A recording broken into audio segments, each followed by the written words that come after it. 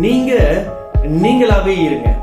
ஒரு மாதிரி பரபரப்பான வாழ்க்கையில ஒரு ஞானி ஒரு இடத்துல உட்கார்ந்து அமைதியா தியானம் பண்ணிக்கிட்டு இருக்கிறாங்க. அந்த வழியில போறவங்க வரவங்கலாம், ச்சே நான் எவ்வளவு பரபரப்பா இருக்கேன், தினம் ஓடுறேன், தினம் ஓடி வரேன், என்னடா வாழ்க்கை இது. அவரு பாரு எவ்வளவு அமைதியா இருக்கிறாரு, அவருக்கு மட்டும் மன நிம்மதி எங்க இருந்து வருது அப்படின்னு சொல்லி யோசிக்கிறாங்க. ஒருத்தர் மட்டும் அவர்கிட்ட போய், எப்படி ஞானி உங்களால மட்டும் இப்படி இருக்க முடியுது அப்படின்னு சொல்லி கேட்கிறார். அதுக்கு அந்த ஞானி சொன்னாராம், எனக்கும் கடவுளுக்கும் எந்த டீலிங்கும் கிடையாது. ஏன்னா நான் இந்த பூமியில எப்படி வந்தனோ அப்படிதான் இந்த பூமியை விட்டு போறேன். நான் இந்த பூமிக்கு எப்படி வந்தனே எனக்கு தெரியாது, அதே மாதிரி இந்த பூமியை விட்டு எப்போ போகணும் எனக்கு தெரியாது. அதனால நான் எதை பத்தி கவலைப்படணும், எதுக்காக கவலைப்படணும் அப்படின்னு சொல்லி சொன்னாராம். இதுதாங்க வாழ்க்கை. நமது கையில ஒண்ணுமே கிடையாது, ஆனா கண்டிப்பா முயற்சி அப்படிங்கறத நம்ம செஞ்சுக்கிட்டே இருக்கணும்.